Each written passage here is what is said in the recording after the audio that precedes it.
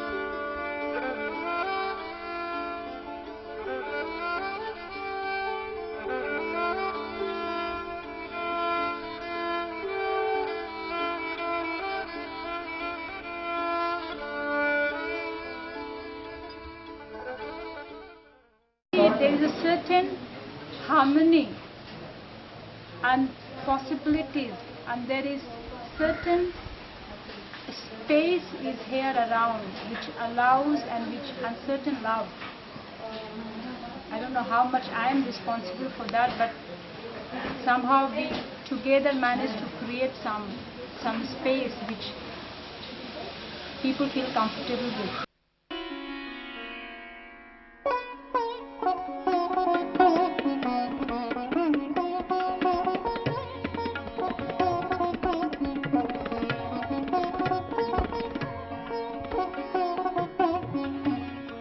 It always had been fascinating why Auroville happens to be in India and why it is so special. Why people from all over the world has to drop in over here leaving everything, and still they are very happy to do that. And the simple question is India's wisdom which binds them, gives the answer to all their questions, a certain possibilities and different dimension to life. The same thing was possible for me through the textile. I could see the same connection, the wisdom, the richness was there in this field also. It's the same thread connecting.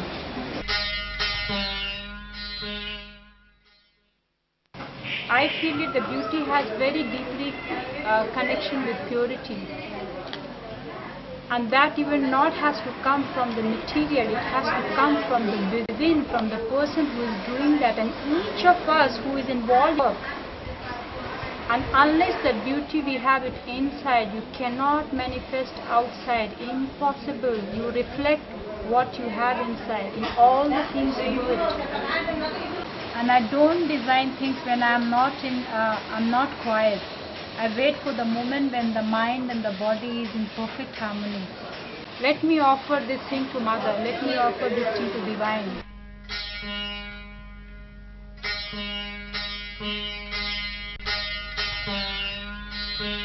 When I would do the draping for the soul and the body, nobody is hungry for cloth. People are hungry for food, that I understand, but nobody is actually dying because they don't have clothes to wear it. Most of the time they want a bit of care, bit of security and bit of love. A person walks in and says, I need something. But I know that something is not cloth. So it's a matter of one's consciousness, how much you indulge to fashion, and there's nothing wrong about it, but are you aware of it? What you do is not important. How you do it is the main thing.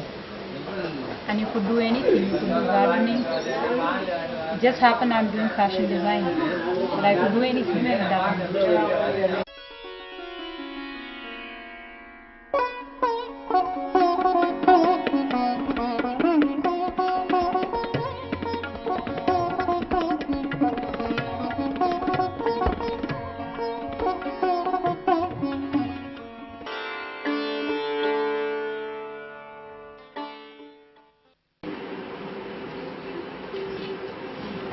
Auroville, c'est un rêve. C'est le rêve de mère. Ouais. Donc ce rêve, c'est quand même pour ça. ça si possible qu'on est ici, c'est pour essayer de vivre ce rêve qui est, à mon avis, le plus fabuleux et le plus extraordinaire qu'on puisse imaginer.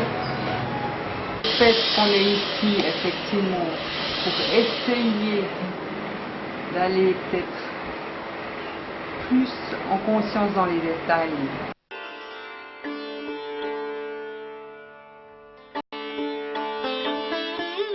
Il faut être très bricoleur, il faut être très patient, il faut avoir beaucoup d'imagination. On ne peut pas faire ça, ok, tant pis, demain, n'allez on le fera une autre fois, en attendant autre chose. Ça, c'est l'Inde. Je ne suis pas la tendance, je suis ce que je rencontre sur mon chemin. Voilà. Donc sur mon chemin, là, il y a l'Inde, en l'occurrence. Et il y a vraiment de quoi ça.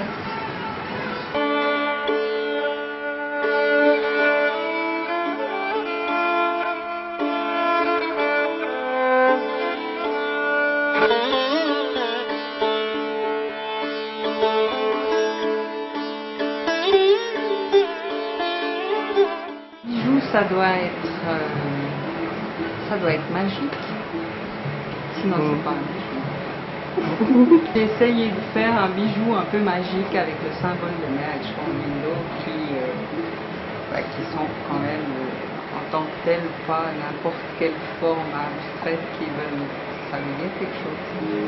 J'ai essayé d'en faire un bijou un peu magique.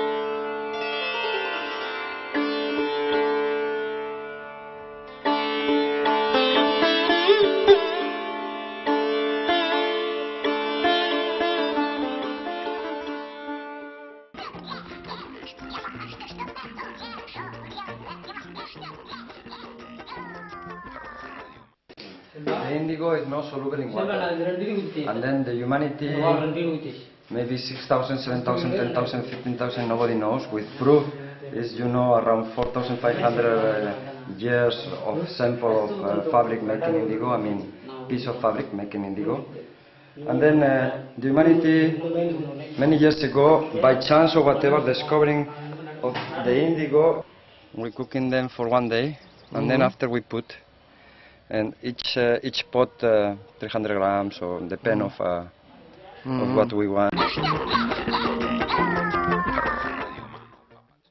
Yes, because otherwise in 2 days you don't maintain the pots can be rotten, and then all the work you have done for months and for years you spoil in 1 or 2 days. That's why it's so important to maintain the fermentation every day. We take care of all these things, to control the fermentation, because it's one fermentation but it's under control, it's not without control.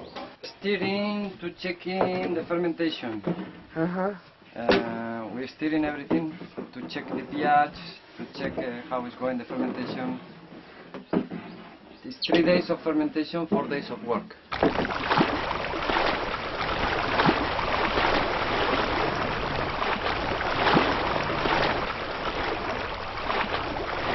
In this kind of pieces or in this kind of a product, the heart, the feeling from inside. And when a person wears it, it should feel comfortable in all the senses. Oh, set me free. Oh, let me be. The piece is the same, and it should also not be, because each fabric which is dyed is different. And even the pieces where you in the beginning say, oh my God, this big disaster, it's not. Finally, by taking time, looking at it, it comes. We start cutting it, it's being stitched, and then again we look at it where we want to have embroidery, where it feels right. Because even after stitching, the piece again changed. You start with a fabric and it has a certain feeling or a character. You decide for the shape, you stitch it, and again something changed in the process. So yeah, you have to be flexible. That's at least how I work. Though basic style can be the same, embroidery a little bit the same, but each piece will be unique. Too much hypocrisy can drive to academy. Quality somehow means for me also that there is a quietness in the mind, that there is time to think, to look, to develop, to grow on all the levels. And finally, you see it in the product, and it's as if the product has it breathes.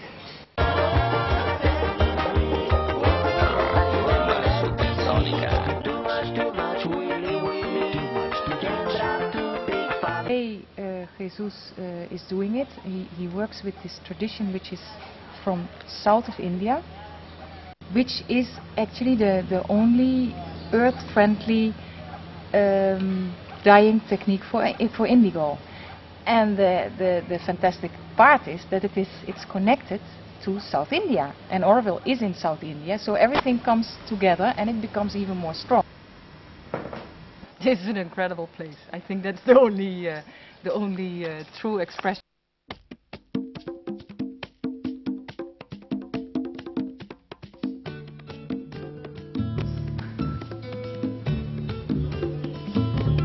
Comment vous appelez? Mayura. Ça s'écrit? C'est un nom que j'ai Oui. Choisi? contracté. Oui. M-A-Y-A-U-R-A.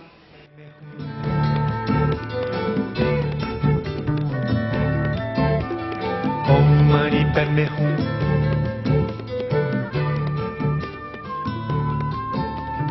Om Mani Padme Hum.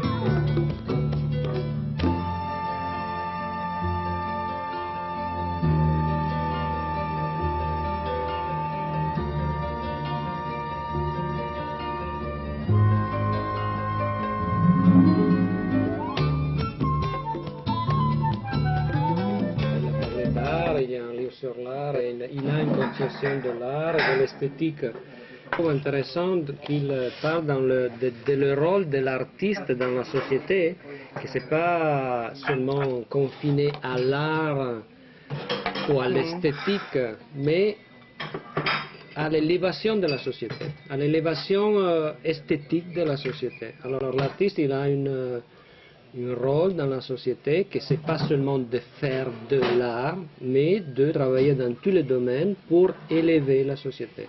Ça, je trouve que c'est un concept très puissant. On voit que l'art, dans tous les cas, il bouge dans cette direction. Pourquoi maintenant, qu'est-ce que ça veut dire art? On ne sait même pas plus qu'est-ce que ça veut dire. Tout c'est art. C'est la création de meubles, c'est la peinture, mais c'est aussi cuisiner, c'est aussi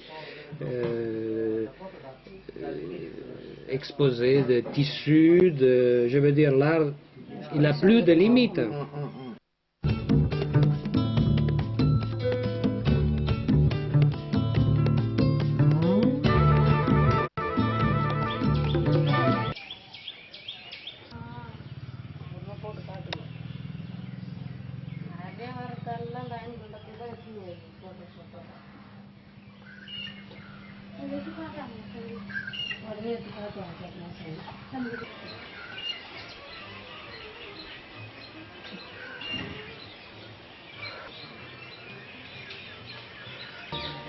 Mais je pense plus à la mode comme je pensais avant.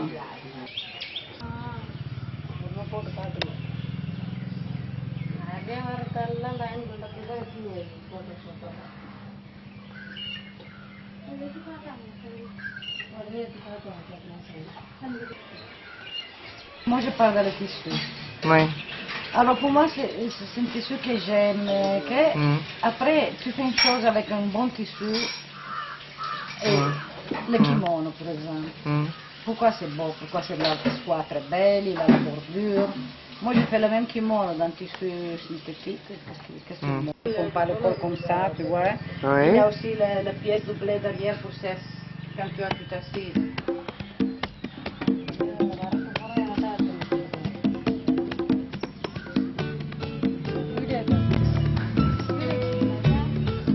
Et ça c'est fait avec des saris en coton?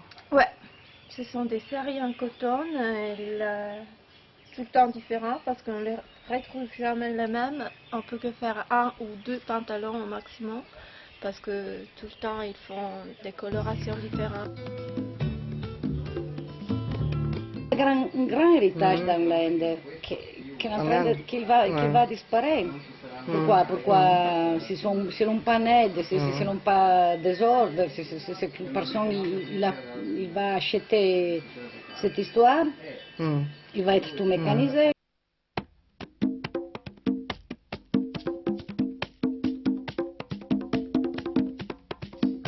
Toutes les personnes qui faisaient tester dans le petit village et qui vivent une vie quand même agréable, si tu veux, non? Ils sont en train à petit, il y a encore beaucoup, mais ils vont disparaître s'ils n'ont pas de commandes. Pourquoi? Ils vont finir dans la grande industrie. Qu'est-ce que veut dire la grande industrie? Ça veut dire d'aller habiter dans les suburbes de Bombay, de Calcutta, dans les grandes villes, à vivre une vie terrible.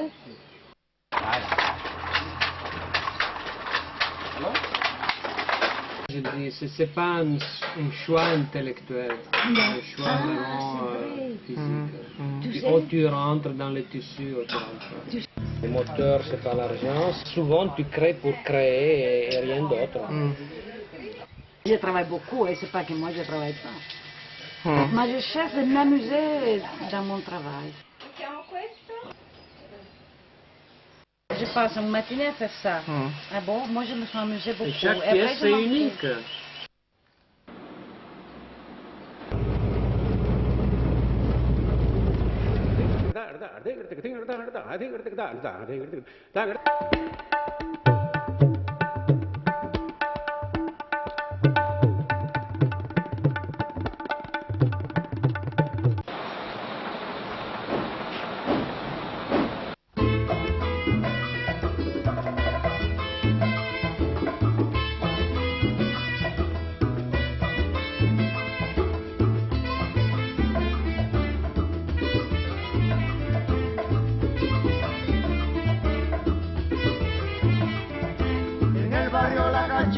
Se ha formado la corredera, en el barrio La Cachimba se ha formado la corredera. Allá fueron los bomberos con sus campanas, sus sirenas. Allí fueron los bomberos con sus campanas, sus sirenas. Ay mamá, ¿qué pasó? Ay mamá, ¿qué pasó? What we had most of the from Ireland. It's all from Ireland. It's also from Ireland.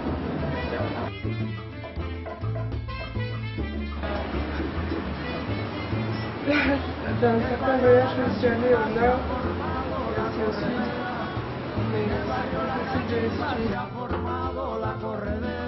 En el barrio La Cachimba se ha formado la corredera. En el barrio La Cachimba.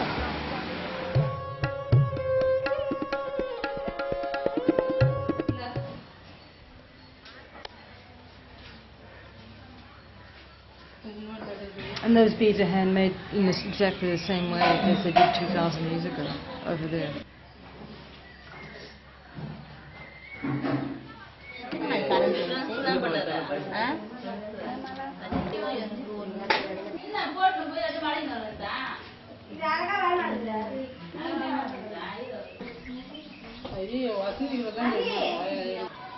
It's beautiful, huh? Yeah. Radiant.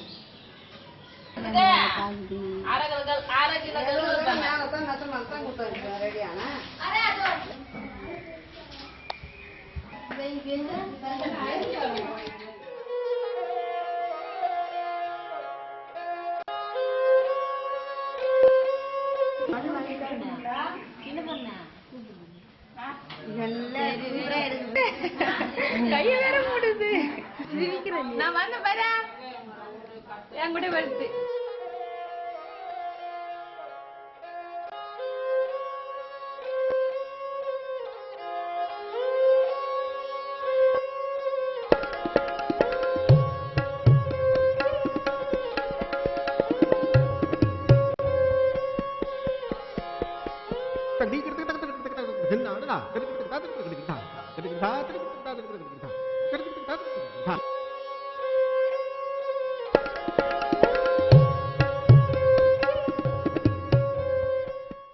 Donc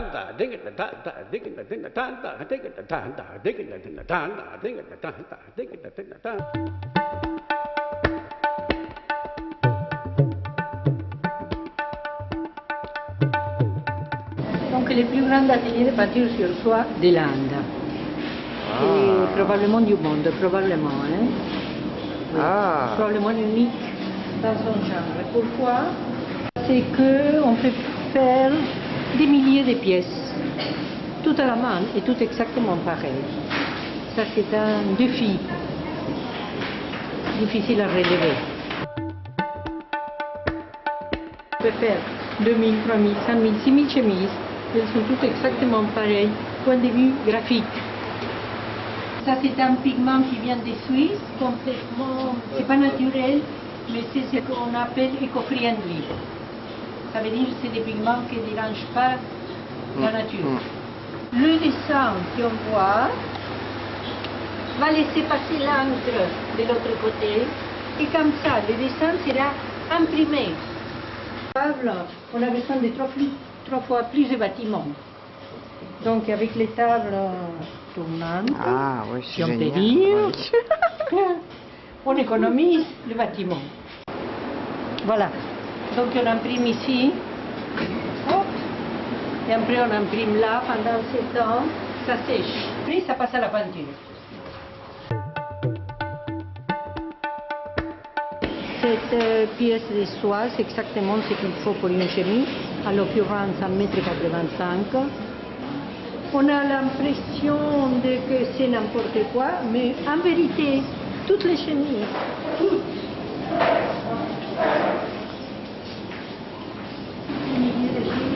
vont avoir les jaunes ici, sèche la pièce en 1 minute et demie. En 1 demi-heure, nous avons 150 pièces de fixées. Et là, qu'est-ce qu'il fait? Il repasse au charbon. Parce que? Parce que ça vient très joli. Ça va, au fer électrique, ça vient pas bien. Ah. Oui, encore une découverte. Avec le fer à charbon, il devient impeccable. Parce qu'il faut repasser quand il est mouillé. Il y a 6 contrôles de qualité en tout. On cherche des défauts du tissage. Dès que les défauts de tissage apparaissent, il les marque tout simplement comme ça. Nous avions réussi à contrôler un des problèmes majeurs de l'Inde. On a réussi à les contrôler, que c'est la qualité. C'est-à-dire que si jamais il y a une pièce qui arrive défective, je la change. Donc la qualité est garantie au 100%. Faire bien, c'est possible. Faire vite et bien, c'est un vrai défi.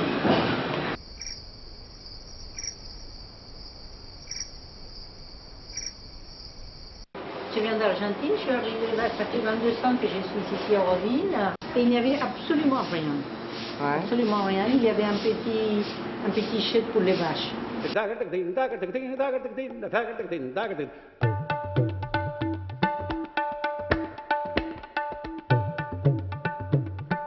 Quelqu'un m'a proposé, il y avait un atelier qui fermait, il avait 3 machines à pédales, et je me suis dit, tiens, je me rappelle avoir étudié quand même la couture et le patronage. Alors si vous me donnez les machines, 3 machines à pédales de 1900, tu vois, très vieilles. Et j'ai pris ça. Au début, je ne me rappelais pas, je faisais des coussins. Et après, avec beaucoup d'efforts, beaucoup de persévérance et surtout beaucoup d'endurance chez les brevets, on a réussi à créer une usine de 160 personnes. Et avec beaucoup de joie aussi. Il y a eu des moments difficiles, mais il y a toujours une grande joie parce que c'est très créatif. J'ai beaucoup appris dans l'organisation, par exemple, dans la discipline, beaucoup d'autres valeurs, pas seulement la créativité. J'ai appris beaucoup de choses dans la vie et je n'étais pas du tout convaincue de ce que la société me proposait. Et je ne voulais rien faire pour cette société. Et quand on m'a parlé des projets d'Auroville, j'ai adhéré immédiatement. D'abord parce qu'il y a la spiritualité, il y avait un appel en moi à la spiritualité. Moi, je ne pouvais pas les méditer, on m'enfermait dans un ashram. Tu comprends, moi, il fallait que je manifeste la spiritualité dans la vie, dans la perfection. Et donc, aujourd'hui, je crois que je n'aurais rien fait en dehors d'ici. Le principe même d'Auroville, c'est basé sur la propriété privée. C'est-à-dire, rien n'appartient à personne, tout appartient à Auroville. Donc, n'importe quel bien que nous puissions créer à Auroville, ça va toujours appartenir à la communauté. On n'a pas le droit de vente sur ces biens. Ça veut dire que toute cette usine, elle ne t'appartient pas? Pas du tout. Pas du tout. Il n'y a rien de tout ce qui est ici m'appartient. C'est pareil sur une maison, c'est pareil sur des biens, comme on appelle, inamovibles.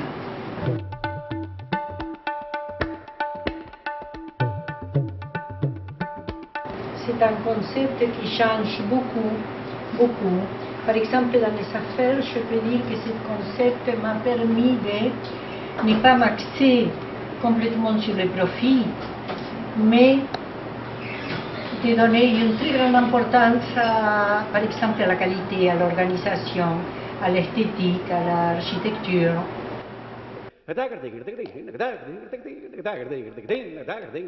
Je crois que toutes ces notions se développent grâce à qu'on n'a pas besoin d'accumuler de l'argent.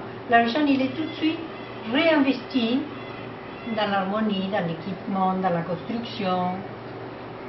On est toujours en marche, on ne s'arrête jamais. Les industriels qui viennent te voir, ils ne sont pas surpris quand tu leur parles de ça? Oui, mais il y a beaucoup d'industriels qui adhèrent au projet. Par exemple, le travail de catalogue en Allemagne, c'est une organisation un peu humanitaire. Et évidemment, ils préfèrent acheter au Auroville qu'aller acheter à un businessman dehors qui va s'enrichir avec ça. Donc ils savent que les salaires sont supérieurs, on paye plus les employés ici. C'est-à-dire que ces concepts de pas de propriété privée retombent immédiatement sur l'environnement, sur les travailleurs, parce que c'est un profit qui se réutilise tout de suite. Ça ne s'accumule pas. Démarrer une unité, c'est très, très difficile. Auroville ne peut pas aider, il n'y a pas d'argent pour ça. Il faut commencer par soi-même. Il faut tout faire par soi-même. Il ne faut pas attendre une aide d'Auroville. Pas que l'unité se développe, il faut tout de suite donner de l'argent à Auroville. C'est-à-dire? Donner une partie de ses profits. On avait établi qu'un minimum de 33% des profits devait être reversé à la communauté. Donc, dans la mesure où une unité il peut s'assumer, où il a assez de stocks pour tourner, où il a un petit capital qui lui permet de tourner, 33% de ses profits doivent aller à la communauté. C'est-à-dire pour subventionner les professeurs, pour subventionner les services, beaucoup des endroits d'Auroville qui n'ont pas de moyens de gagner de l'argent. Shiva, Shiva, Shiva, Shiva, Shiva, Shambho. Shiva, Shiva, Shiva, Shiva. Le mariage entre la matière et l'esprit. Pour pouvoir réaliser ça, il faut 12 qualités, et chaque qualité est représentée par une couleur. La première, c'est aspiration, progrès, endurance. Non, mamie, igual. Et tu as une petite fille, je crois. Oui, alors pour compléter, les pompons. Alors là, c'est... Elle est toute petite? Elle est toute petite, elle vient de faire 4 ans. Un matin, la mère arrive avec ses petites filles. Elle me dit, si tu veux, je te la donne pour que tu la gardes. Si je réfléchis, peut-être je n'aurais rien dit. J'ai dit, c'est bon, je la prends. Et à partir de ces jours-ci, elle est avec nous, elle est devenue notre fille. Et c'est la plus belle des expériences que je pouvais avoir. Voilà. J'ai une profonde gratitude à chaque jour d'avoir cet enfant à côté de moi. Parce que jamais dans la vie j'ai ressenti quelque chose comme ça, ni avec ma mère, ni mon père, ni ma soeur, ni un ami, ni un amant, ni un ami, avec personne. Et un sentiment de cette pureté, si je veux dire. Voilà, c'était les pompons dans ma vie, à 55 ans. On vient la voir tous les 10 jours, tous les 15 jours, elle passe un après-midi avec elle. Elle a encore un autre frère, donc son frère il vient ici, de 6 ans. Et ça s'est passé très bien. Sa mère est très contente parce que sa fille elle est devenue une princesse. Donc sa mère elle est très heureuse, elle va avoir une éducation. Elle n'avait rien cette fille, elle n'avait pas de quoi manger. Comment elle s'appelle? Pavitra. C'est Pavi. Tu te vois? Hein?